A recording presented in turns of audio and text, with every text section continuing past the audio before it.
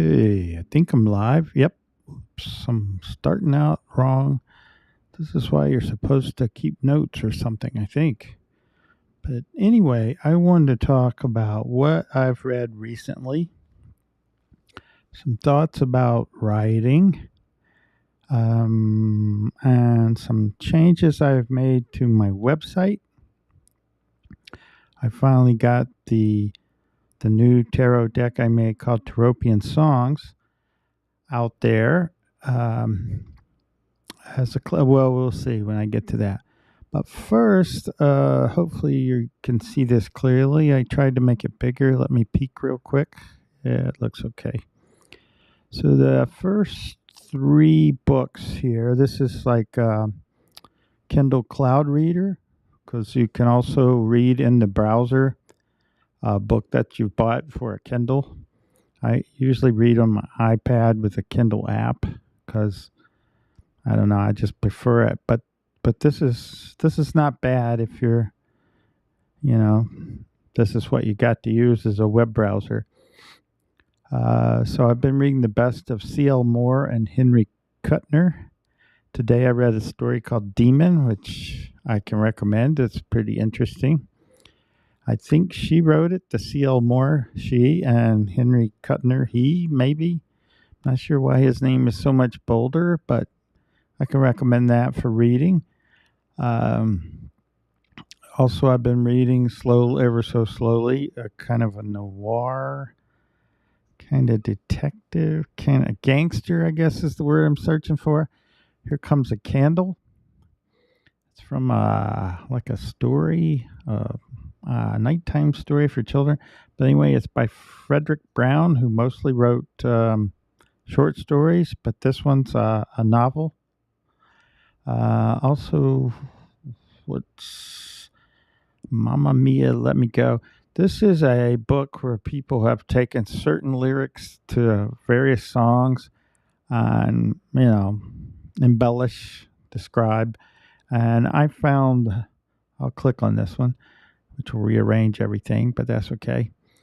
I found that I was attracted to for writing one of the Taropian Song stories to a song called Teardrop by Massive Attack, which turns out to be the theme song in House MD, the TV show. And then I highlight a bunch of stuff, and I'll go over why I highlight so much. But something in the way this person describes the lyrics as they interpret them helped me with the story I'm trying to write. The first was kind of the third story in the book, as we'll see, but it's about the Fool card that I came up with. But like I said before, the stories in the book may not relate exactly to tarot meanings. But let's go back here.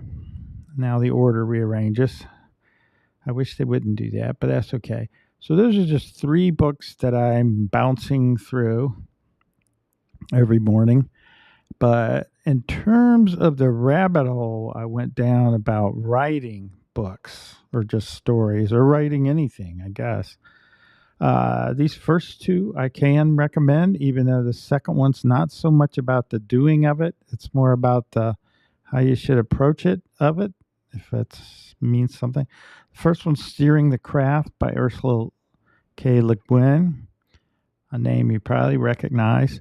The exercises in there, I used them to come up with a series that's on Kindle Vella, and it was helpful.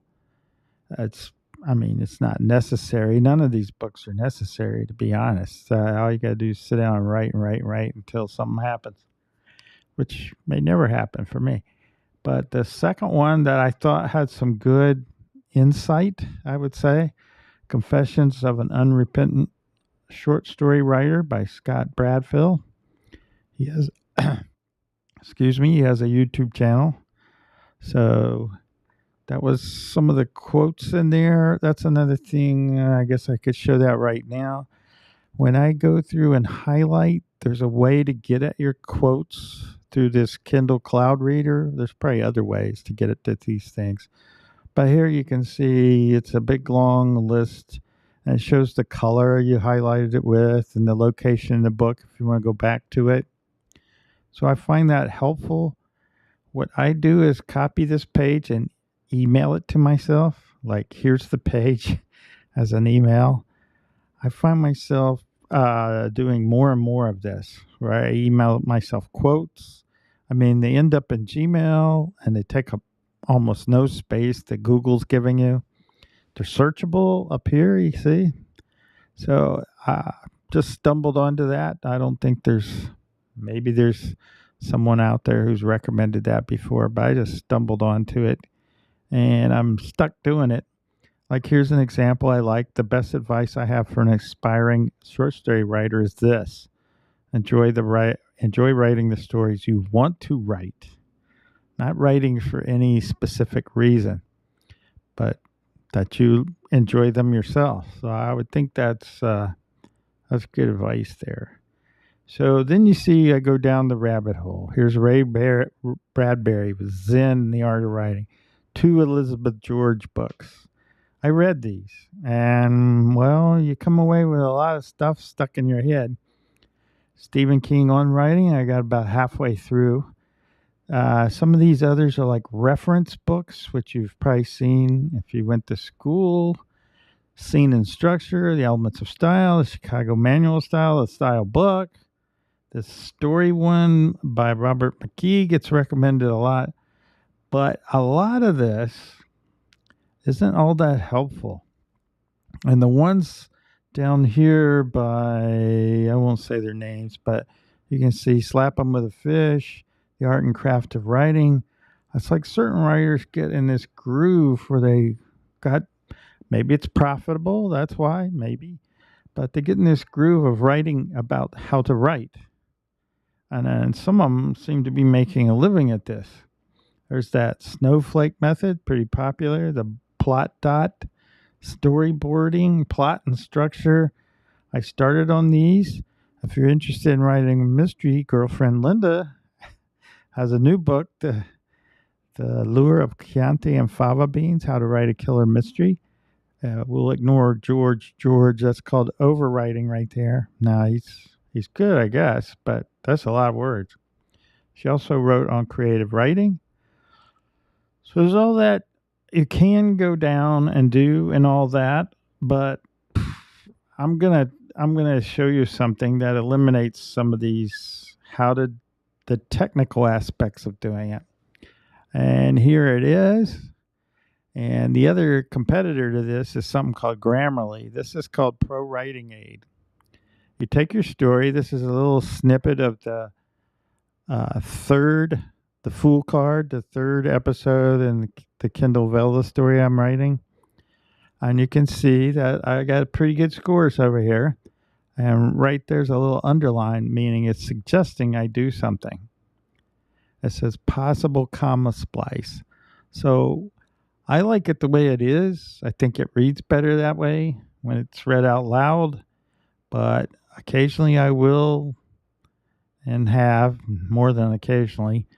But you can't come down here and you say, well, ignore that rule in this case. It's not forever. Because I know I had other comma splices later in here. That's just 2 paragraphs just to show you what it can do. And it has this whole report. And it fits in with Google Docs. If you use that for writing, I think probably fits in with Word too. It fits in a lot of places. Gives you this big long score. How's your voice?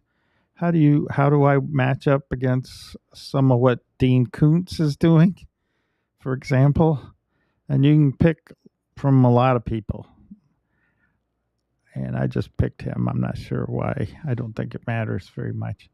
But that is very helpful. And each time that happens, you can click on a little help information and get more about what's going on. So you can almost replace that with these books, which are hard to access. You have to go look something up. You know what that was like. Like Google search replaced microfiche, like that. So I think that's all I wanted to say about what I've been reading. Let's go back to those. That one's pretty good. Mamma Mia. I had trouble finding it. C.L. Moore. Here comes the camp. Frederick Brown. Ursula Gwynn. Mr. Bradfield there. So we'll skip over. I showed you the notes. I showed you emailing myself. Let's go to my website, which got updated today. And I simplified things. I got rid of the shop because I don't really feel like a shop, even though everything that was there is still there. Here at the bottom, if that shows up, I'll make it big. There's still a link to Fine Art America, and outside of America, I guess it's called Pixels.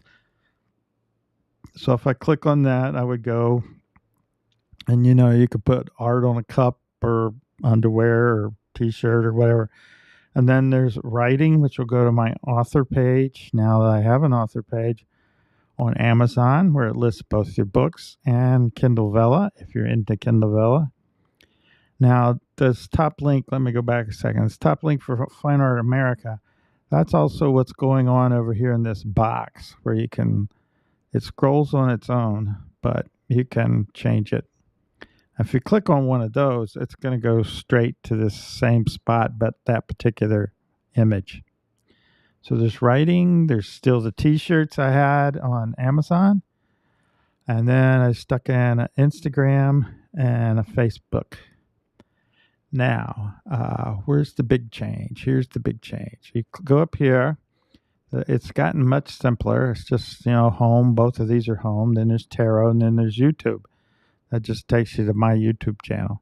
If you click on Tarot, I still got my grandmother's deck that she gave me. You can pull some cards from that, right? Shuffle, do it again. Go back to Tarot. Here's the new one. This is now Taropian Songs. All the cards should be there, hopefully. If you spot something missing, please tell me. If I do pull, it's just like the other. And this works, on the phone, on the iPad, wherever you feel like using it. And to use this is free, of course. And if you ever wanted to see, this one's kind of dark. How would I see this up close? If you're using a regular browser on a desktop, you can always tap kind of a right click, then open image in a new tab, which I'm hoping works. There you go. And once you get there, you get the big version. So you can click. You can also zoom in and out, and you can look at all the details. So that's kind of cool. This is the original size and a decent resolution. It's still JPEG. It's not the print version. Okay, so there's that. And the writing, as I mentioned, would take you to all of my stuff that I'm trying to learn to write with. But over here, you can see I've already started on Taropian Songs. This is Kindle Vella. The first 3 episodes are free to read. All you need is a browser. Android phone works. iPhone works. If you have the Kindle app, it's a little hard to get at them, but you can. Then all you'd have to do is to keep track of the ones as they slowly come out. Because at this point, I've only done the preface to explain this. And I called the second episode From Behind, which is the back up here, at the back of every card. Just to give a little story for that, even though there I tend to be explaining more of the items in the card. I won't continue to do that. Each card, which I'm currently working on, the Fool, will have a story that I come up with based on what I see either in the past or right then and there as I look at the cards. So let's end on, say, the website. Let's end on the books so you can see the 3 I'm reading. So let me go back over here and see how long this has taken. Okay, that's quite long enough for books and such. And I have gotten 2 new decks on the tarot front. I got the Buddha Tarot, which is and today just arrived at Telesma Tarot. So I do plan to show those, but currently I'm, kind of ankle deep and because there's 79 stories to write. So I guess I'm ankle deep into writing the Taropian Songs, the book, to go along with the deck. And I do need to change some of the cards still, so they could be available. I guess I'll make playing cards, although I still need to research if something's popped up in America that can actually print cards as well. I kind of doubt it. I'm not a fan of Game Crafter or Drive-Thru Cards or Printer Studio or blah, blah, blah, blah. But hey, if they're not too expensive, I might try one of those to see if they've improved. But it's really hard to go wrong with those make playing cards.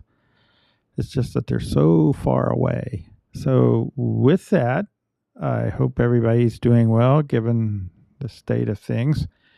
And if you have time and money and you want to read some good stuff, I can recommend those three, particularly Frederick Brown and the best of there.